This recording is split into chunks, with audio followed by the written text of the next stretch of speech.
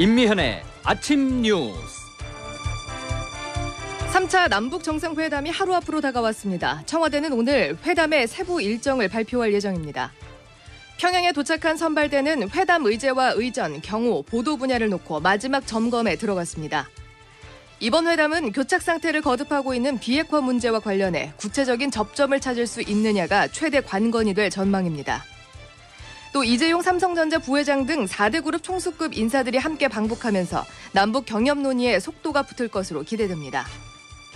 부동산 시장이 9.13 대책 이후 숨고르기에 들어갔습니다. 정부가 오는 21일 발표할 공급 확대 방안이 향후 부동산 시장의 향방을 결정할 것으로 보입니다. 여권이 서울 집값을 잡기 위한 수단으로 금리 인상을 언급하면서 논란이 커지고 있습니다. 한국은행 독립성을 훼손하는 것은 물론 부작용도 크다는 지적입니다. 이상은 이 시간 주요 뉴스입니다. 여러분 안녕하십니까? 9월 17일 CBS 아침 뉴스입니다. 평양에서 열리는 제3차 남북 정상회담이 하루 앞으로 다가왔습니다. 청와대는 오늘 회담의 세부 일정을 발표하고 문재인 대통령은 별도 일정 없이 회담 준비에 몰두할 예정입니다. 평양에 도착한 선발대는 회담 의제와 의전, 경호, 보도 분야를 놓고 마지막 점검에 들어갔습니다. 청와대에서 박지환 기자가 보도합니다.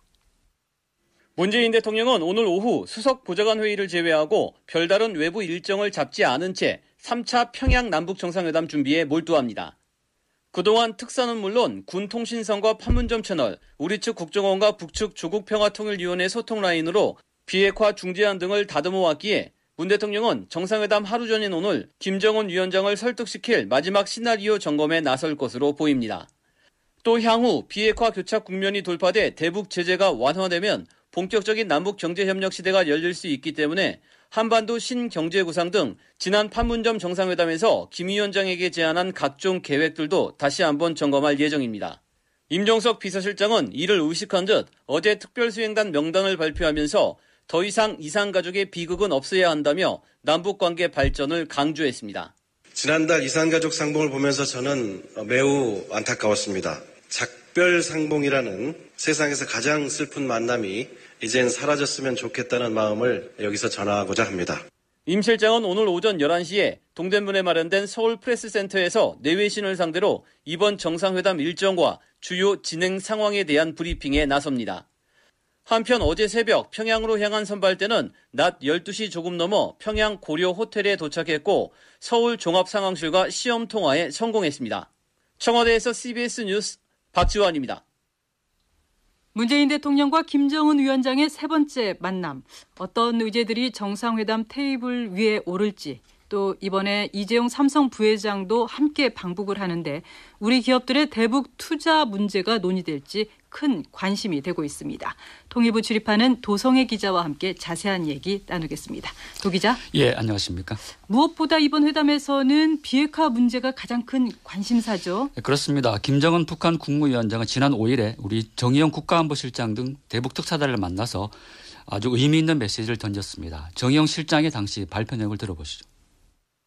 이번 남북 정상회담에서는 한반도의 항구적 평화 정착 및 공동 번영을 위한 문제, 특히 한반도 비핵화를 위한 실천적 방안을 협의하기로 하였습니다.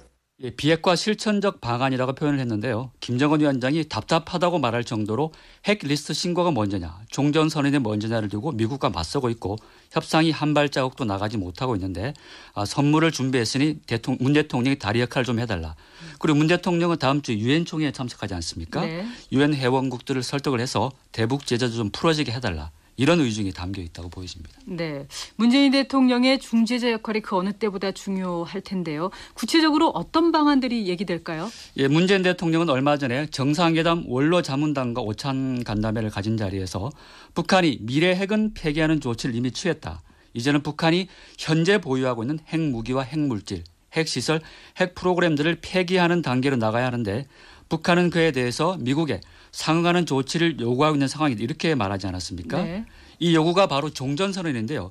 북한은 종전선언을 하지 않은 상태에서 핵신고서를 제출할 수는 없다는 입장입니다. 이 리스트는 어떻게 보면 거꾸로 정확한 선제 타격 목표로 악용될 수가 있기 때문인데요. 따라서 문 대통령은 신고서 제출에 앞서서 북한이 현재 핵을 일부 폐기하면 미국이 종전선언을 해주는 중재안을 염두에 두고 있다는 관측도 나옵니다. 세종연구소 정성장 연구기획본부장의 분석을 들어보시죠. 문재인 대통령은 트럼프 대통령의 현 임기 내에 북한의 핵무기와 핵 위협의 제거, 원자로와 재처리 시설의 영구 불능화, 우라늄 농축 시설의 해체를 목표로 김정은 위원장과 협상을 진행하는 것이 바람직합니다. 북미 간의 비핵화 협상도 관건이지만 이번 회담이 남북 정상회담인 만큼 남북관계 진전 방안도 협의되겠죠? 예, 그렇습니다. 우선 경의선과 동해선, 철도, 도로 연결과 현대화 등 4.27 판문점선언 합의 사항을 속도감 있게 이행하기 위한 방안이 논의될 것으로 보입니다. 특히 이번에는 남북 간의 군사적 긴장 완화와 관련된 새로운 합의서가 나올 가능성이 큽니다. 네. 남북 간 군 당국은 이미 그 판문점 공동경비구역에서 무장을 하지 않는 방안 그리고 비무장지대 내 GP를 철수하는 문제를 논의하고 있지 않습니까? 네. 특히 정의양 안보실장은 남북 간의 지상과 해상, 공중에서 상호 적대 행위를 금지하는 문제와 서해 평화 수역을 설치하는 문제도 구체적인 협의가 이루어졌다고 말했습니다. 힌트를 좀 준 것인데요. 이번에 송영무 국방부 장관도 동행을 하는데 군사 분야 합의서가 새롭게 체결될지 관심 있게 지켜보면 될 것 같습니다. 네, 도 기자. 예. 이번 방북 명단에 삼성전자 이재용 부회장이 포함되어 있습니다. 그 외에도 주요 경제인들 또 개성공단 기업인도 함께 방북을 하는데 어떤 의미가 있을까요? 예, 그 임종석 대통령 비서실장은 어제 그 52명의 특별수행은 명단을 발표했는데 경제인이 17명으로 3분의 1이나 차지를 합니다. 네. 최태원 SK 회장과 이재용 삼성전자 부회장 등 4대 그룹 총수와 함께 이번에 처음으로 대한항공회사 회장 그리고 한국경영자총협회 등 경제단체 대표들도 동행을 하고요. 말씀하신 대로 신한용 개성공단 기업회 회장도 포함이 됐고 한국관광공사 사장도 함께 갑니다. 임종석 비서실장의 말을 들어보시죠. 비핵화가 잘 진행이 되고 남북관계가 많이 진전되면 평화가 경제다. 경제가 평화다 또 그렇게 생각합니다마는 기업들도 이미 오래전부터 많은 준비들을 해오고 계시고 예, 북한은 현재 개성공단과 금강산 관광 재개를 요구하고 있지 않습니까? 네. 북한의 비핵화 조치가 진전되는 것을 전제로 남북 경협이 아주 비중 있게 논의될 것으로 보입니다. 그리고 김정은 위원장이 이재용 삼성 부회장 등과 악수하는 장면이 연출될지도 관심사가 되고 있습니다. 네, 지금까지 도성의 기자였습니다. 3차 남북 정상회담을 놓고 미국 언론들은 문재인 대통령이 북미 가교 역할에 시험대에 섰다고 평가했습니다. 블룸버그 통신은 이번 방북은 김정은 북한 국무위원장과 도널드 트럼프 미국 대통령 사이에 간극을 메워야 하는 가교 능력을 다시 한번 시험할 것이라고 내다봤습니다. AP통신도 3차 회담은 북미 간 비핵화 관련 모호한 합의를 뛰어넘는 실질적인 내용을 끌어내야 하기 때문에 가장 거친 도전에 직면했다고 평가했습니다. 다음 소식입니다. 9.13 대책 이후 부동산 시장은 눈치 보기 장세가 뚜렷해지고 있습니다. 특히 정부가 이번 주에 발표할 공급 확대 방안을 예의주시하고 있습니다. 윤석재 기자가 보도하겠습니다. 대출을 더 옥죄고 보유세를 대폭 늘린 고강도 9.13 대책 발표 이후 첫 주말이 지났습니다. 지난 주말 동안 시장은 바싹 엎드린 채 숨을 죽인 모습을 보였습니다. 집을 보유한 사람이나 매수 의사가 있는 사람이나 섣불리 움직이지 말고 시장 상황을 지켜보자는 분위기입니다. 강남구 개포동의 한 중개업소 대표의 말입니다. 퇴로가 없어요. 양도세를 좀 인하를 하든지 이렇게 해서 빠져나가는 방법을 안 만들어줘야 되는데 퇴로가 없으니까 일단 지켜보자는 쪽입니다.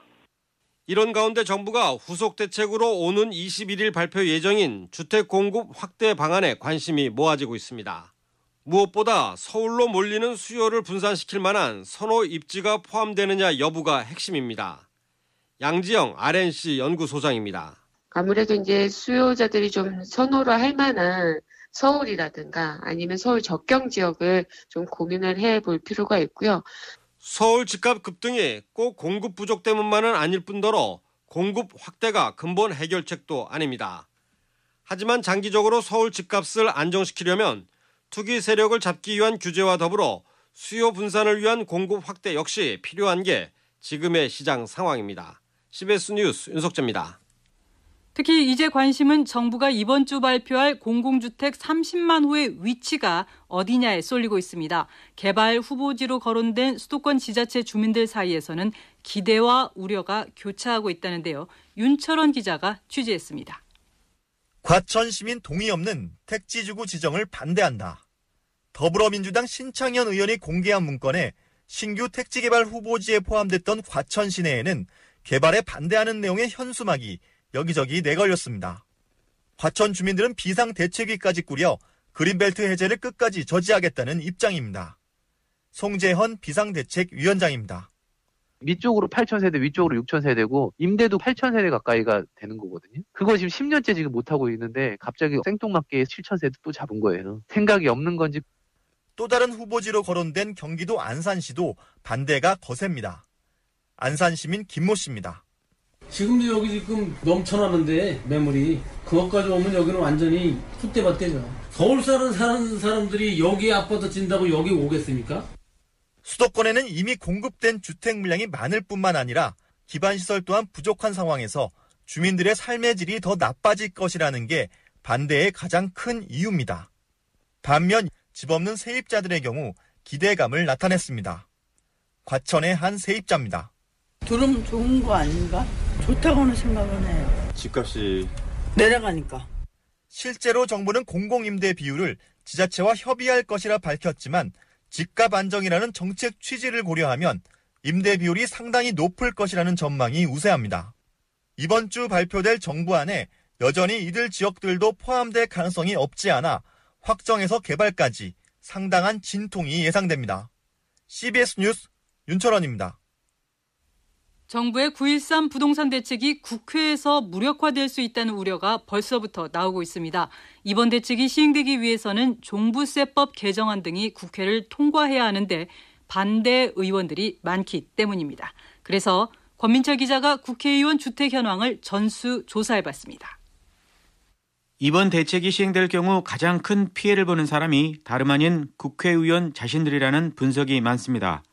그래서 6월 재보궐선거 때 국회 입성한 9명을 뺀 290명 전원의 주택 보유 현황을 국회 공고에서 뒤져봤습니다. 누가 다주택자인지, 누가 강남 또는 조정 대상 지역에 본인 또는 배우자 명의로 집을 가지고 있는지 다 나옵니다.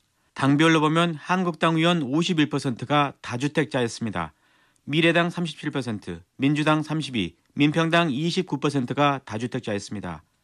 강남 3구에 집을 가지고 있는 의원들, 한국당은 37%, 민평당 36%, 미래당 33%, 민주당 13% 순이었습니다. 강남 3구를 제외한 조정 대상 지역에 집을 가지고 있는 배지들도 민주평화당 50%, 민주당 40%, 한국당 38%, 미래당 33%, 정의당도 20%였습니다.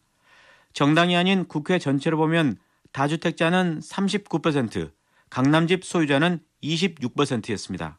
앞으로 기재위 법사위에서 어떤 의원들이 비협조하는지, 본회의에서는 누가 반대표를 던지는지 꼼꼼히 살펴봐야겠습니다. 참고로 개별 의원들의 주택 소유 현황은 노컷뉴스에 자세히 소개됐습니다.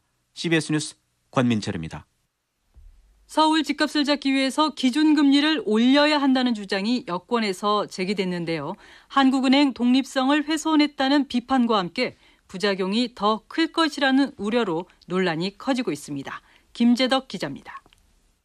지난주 이낙연 총리가 불을 지핀 여권발 기준금리 인상 압박 논란이 커지고 있습니다. 윤면식 한국은행 부총재가 통화정책은 금통위가 자율적으로 결정하고 있다고 반박했지만 불씨는 사그라들지 않았습니다. 지난 14일 3년 만기 국고채 금리는 연 1.96%까지 오르는 등 채권 금리가 급등했습니다. 채권 시장에선 기준금리 인상 불씨가 살아난 걸로 보는 겁니다. 대신증권 공동락 연구원입니다.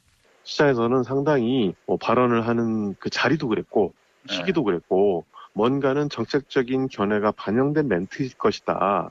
하지만 여권이 한국은행의 독립성을 훼손했다는 비판과 함께 효용성 논란도 일고 있습니다. 서울 아파트값만을 잡기 위해 경제 전체에 무차별 영향을 미치는 기준금리를 인상해야 하느냐는 논란입니다. 연세대 경제학부 성태윤 교수입니다. 전국적으로 보면 가격이 급등한 지역도 있지만 또 가격이 내려간 지역까지 있는 상황이어서 금리를 올리게 되면 상당한 충격을 줄 가능성이 실제로는 또 존재합니다. 실제로 지난 2005년과 2006년 한국은행이 콜금리를 잇따라 4차례 올렸지만 서울 아파트 가격은 폭등세를 멈추지 않았습니다. 대신 기준금리를 올리면 경제를 침체에 빠뜨리고 취약차주 150만 명의 부채 상환 부담을 가중시킬 것이란 우려가 큽니다. 한국은행으로선 지난 2014년 당시 최경환 경제부총리의 이른바 척하면 척 발언 악몽 때문에 기준금리를 섣불리 올리지도 못하는 딜레마에 놓였습니다. CBS 뉴스 김재덕입니다.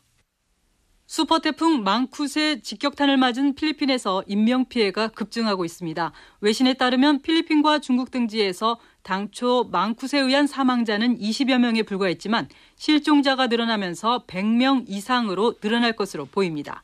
이번 태풍으로 홍콩에서는 항공편 운항이 전면 중단됐고 세계 최대 도박도시 마카오는 사상 처음으로 카지노를 전면 폐장했습니다. 다음은 간추린 소식을 정민아 아나운서가 전해드리겠습니다.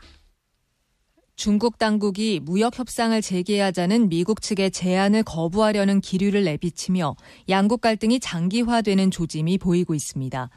외신에 따르면 미국이 중국의 추가적인 관세 부과에 나서려고 하자 중국도 무역 협상 제안을 거부하는 쪽으로 검토 중인 것으로 알려졌습니다. 중국은 원재료 등 대미 수출을 규제하는 방식으로 반격에 나서는 방안을 고려하는 가운데 시행될 경우 IT 기업인 애플이 당장 타격을 입을 것으로 보입니다. 국회는 오늘 이종석 헌법재판관, 정경두 국방부 장관 후보자에 대한 인사청문회를 열고 검증을 벌입니다. 정경두 후보자에 대해선 안보 현안에 대한 검증과 함께 위장 전입, 논문 표절 의혹 등이 도마 위에 오를 것으로 보입니다. 자유한국당이 추천한 이종석 후보자 또한 위장 전입 의혹이 불거지면서 여야의 공방이 예상됩니다. 어제 오후 8시쯤 서울 명동 실탄 사격장에서 30대 남성이 자신이 들고 있던 권총에서 발사된 총알에 맞아 숨졌습니다.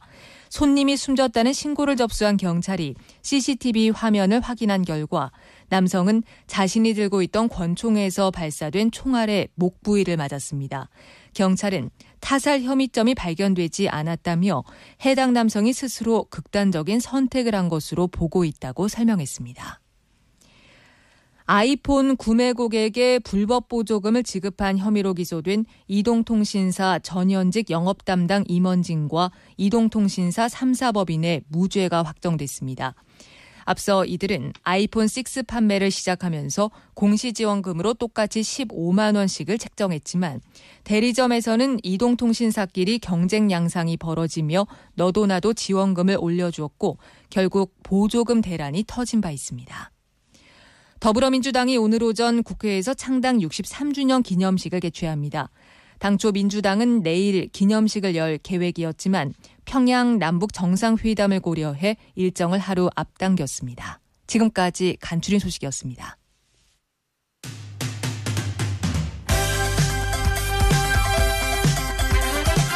오늘의 뉴스픽.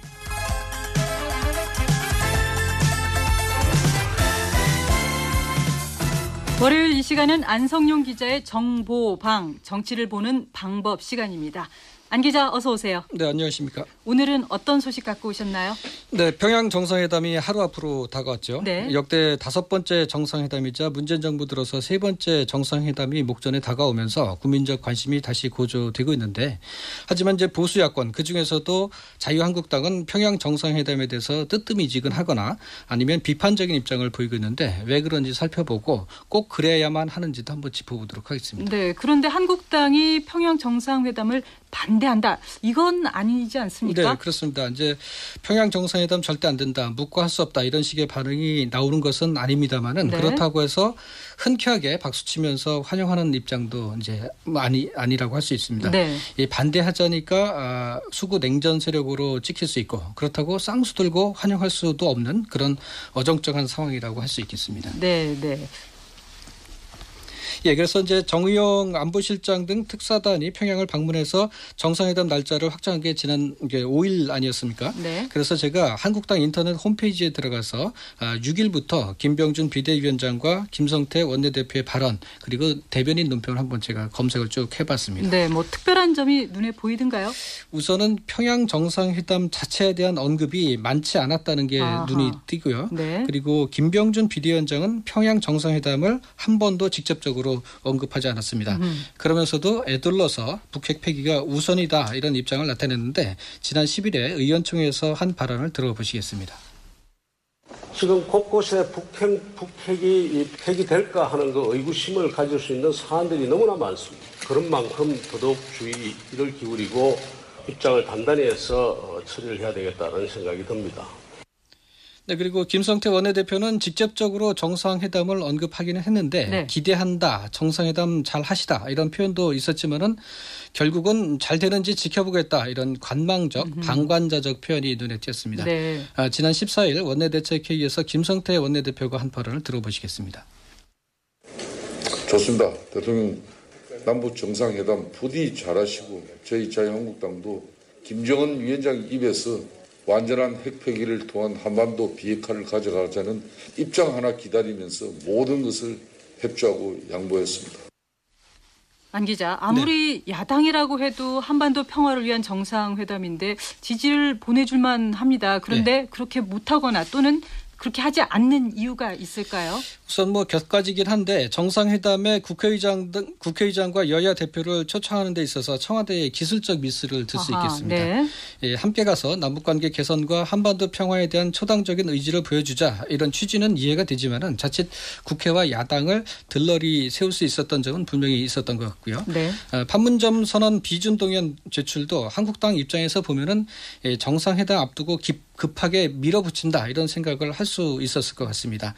특히 비용 추계도 함께 제출하지 않았습니까? 네네. 그런데 어떤 근거에서 그런 액수가 나왔는지 제대로 된 설명을 못했고요. 또 사전에 양해를 구하는 절차도 없었던 부분은 아쉬움이 남는 대목이라고 할 수 있겠습니다. 네네. 말씀하신 것처럼 그런 부분들이 한국당을 기분 나쁘게 했을 수는 네. 있겠습니다만 네. 하지만 그 화끈하게 덕담이라도 좀 시원하게 해줄 수 있는 것 아니었을까요? 네, 그렇습니다. 이제 문 대통령이 내일 평양에 가기 때문에 덕담을 할 시간은 오늘 포함해서 한 이틀 정도 있으니까 한번 기대를 해보고요. 그런데 네. 이제 본질적으로 한국당이 아직 김정은 위원장의 비핵화 의지를 믿지 못하고 있는 게 평양 정상회담에 대해서 시큰둥한 반응을 보이고 있는 핵심 사유라고 할 수 있을 것 같습니다. 그러니까 북한 비핵화에 대한 회의적 시각. 바로 이게 기본에 깔려 있다 이 말씀인가요? 그렇습니다. 지난 7일에 윤영석 대변인의 논평에 이런 관점이 그대로 녹아 있는데 윤 대변인은 북한 비핵화 진전 없는 종전선언과 평화체제 추진은 본말이 전대된 것이다. 이런 제목의 논평에서 우려되는 점은 북한의 실질적이고 구체적인 비핵화 의미와 관련 조치 등을 구체하지 못한 상태에서 종전선언과 남북관계 개선을 조급하게 추진하는 것이다. 이렇게 지적을 하면서 평양 정상회담에서는 북한의 완전한 비핵화를 위해 모든 지혜와 역량을 결집해야 한다. 그것이 국민의 염원이다. 이렇게 얘기를 했습니다. 네, 한국당의 이런 시각에 대해서는 어떻게 봐야 될까요? 네, 올 초부터 한반도를 둘러싼 국제 정치 지형이 요동치고 있지 않습니까? 네네. 이런 상황에서 한국당이 북핵 문제에 대한 국제적 흐름을 잘 읽지 못하고 선 북핵 폐기, 후 종전선언 평화체제 추진만 내세우다 보면은 세상이 변했는데 아직도 이명박 박근혜 정부 때 얘기한다. 이렇게 치부가 될 수 있겠고요. 정세현 전 통일부 장관이 지난주 CBS 시사자키에 나와서 구한말에 상투 틀고 수염 기르던 사람처럼 될 수 있다 이런 말을 했는데 한국당이 잘 새겨들어야 할 부분이라고 생각을 합니다. 네, 잘 들었습니다. 지금까지 안성용 기자였습니다. 이어서 공항 소식 알아보겠습니다. 이지영 씨가 전해드립니다. 네, 월요일 아침 전국적으로 하늘길 기상 여건 나쁘지 않고요. 비행기 잘 뜨고 내리고 있습니다. 김포공항에서는 제주로 가는 비행기가 오전 6시 19분에 이륙한 것을 시작으로 국내선 전노선 정시 운항이 이어지고 있고요. 국제선도 오늘 운항 예정인 비행기들은 정상 수속을 하고 있습니다. 다만 오사카 노선은 항공사별로 당분간은 운항 일정이 조정돼 있는 상태니까 참고하시기 바랍니다. 그리고 국제선 중에는 태풍 망쿡의 영향으로 필리핀과 중국, 베트남 일부 노선에 차질이 우려되는데요. 오늘 홍콩과 광저우, 중국 선전, 하노이 노선에 지장이 있을 수 있으니까 출도착 정보 확인하시는 게 좋겠습니다. 광정보였습니다. 오늘 날씨 알아보겠습니다. 기상청 연결합니다. 김수진 리포터. 네, 지난 주말 동안 하늘이 우중충하고 비가 오락가락하는 날씨를 보였는데요. 오늘 아침까지도 전남 해안과 경북 내륙 지역에서는 5mm 안팎의 비가 조금 더 내리는 곳이 있겠고 중부 일부 지역에서도 산발적으로 빗방울이 떨어지는 곳이 있겠습니다. 그리고 특히 제주도의 경우는 내일 아침까지 돌풍과 벼락을 동반한 시간당 30mm 이상의 강한 비가 쏟아지면서 30에서 80, 최고 120mm가 넘는 큰 비가 내릴 것으로 보이기 때문에 피해 없도록 주의하셔야겠습니다. 하지만 그 밖에 전국은 오늘 점차 구름들이 걷히면서 오후에는 다시 맑은 하늘이 드러나겠고요. 당분간 낮 기온도 예년 이맘때보다 조금 더 높겠습니다. 오늘 서울과 대구의 한낮 기온 28도까지 오르겠고 춘천과 청주, 광주와 부산 27도의 분포로 선선한 아침과 달리 낮 동안에는 살짝 덥게 느껴지실 수 있겠고요. 그만큼 일교차도 크겠습니다. 그리고 이번 주 목요일에는 전국에 또 한 번 가을비가 내리고 난 뒤에는 기온이 더 떨어져서 가을이 한층 더 깊어지겠습니다. 한편 내일부터 평양에서는 제3차 남북 정상회담이 개최됐는데요. 당분간 평양은 비교적 맑은 날씨를 보이다가 목요일에는 대체로 흐릴 것으로 전망됩니다. 지금까지 날씨였습니다. CBS는 3차 남북 정상회담을 맞아 특별 생방송을 내일부터 사흘간 마련했습니다. 많이 들어주시기 바랍니다. 9월 17일 아침 뉴스를 여기서 마치겠습니다. 고맙습니다.